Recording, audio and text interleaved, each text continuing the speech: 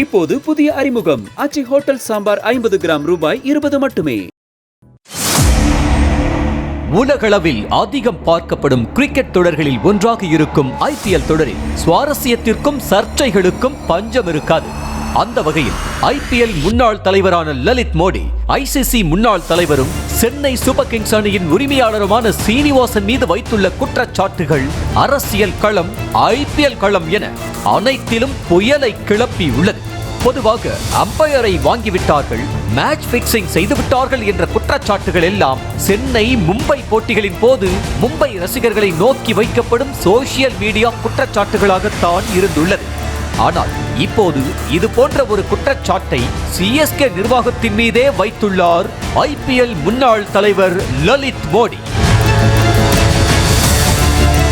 2009 ஆண்டு நடைபெற்ற IPL ஏலத்தில் இங்கிலாந்து வீரரான ஆண்ட்ரூ பிளின்டாஃப் CSK அணிக்கு வேண்டும் என CSK உரிமையாளர் சீனிவாசன் தன்னை வற்புறுத்தியதாக கூறிய லலித் மோடி, பிளின்டாஃபை CSK அணி ஏலத்தில் எடுக்க வேண்டும் என்பதற்காக IPL நிர்வாகத்தின் மூலம் மற்ற அணிகளிடம் அவரை எடுக்கக்கூடாது என சீனிவாசன் கூறியதாக சொல்லி அதிர்வலைகளை ஏற்படுத்தி உள்ளார்.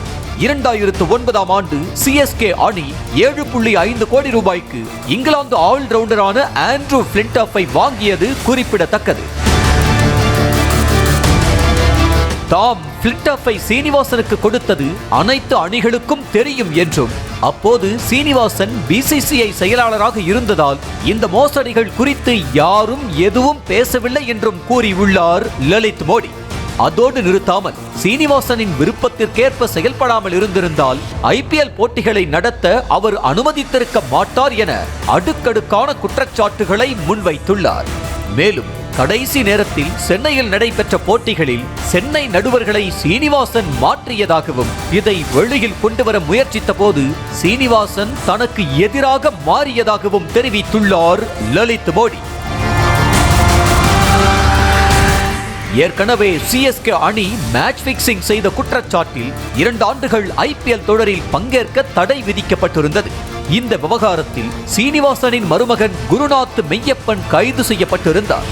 இந்த நிலையில் IPL முன்னாள் தலைவர் லலித் மோடி வைத்துள்ள குற்றச்சாட்டுகள் IPL போட்டிகள் மீதான நம்பகத்தன்மையையும் CSK அணியின் வெற்றிகளையும் கேள்விக்குள்ளாக்கும் வகையில் அமைந்திருப்பதாக கருத்துகள் எழுந்துள்ளன.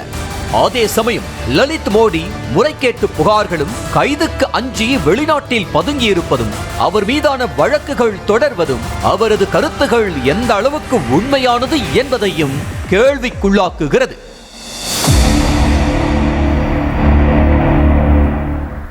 இப்போது புதிய அறிமுகம் ஆச்சி ஹோட்டல் சாம்பார் 50 கிராம் ரூபாய் 20 மட்டுமே.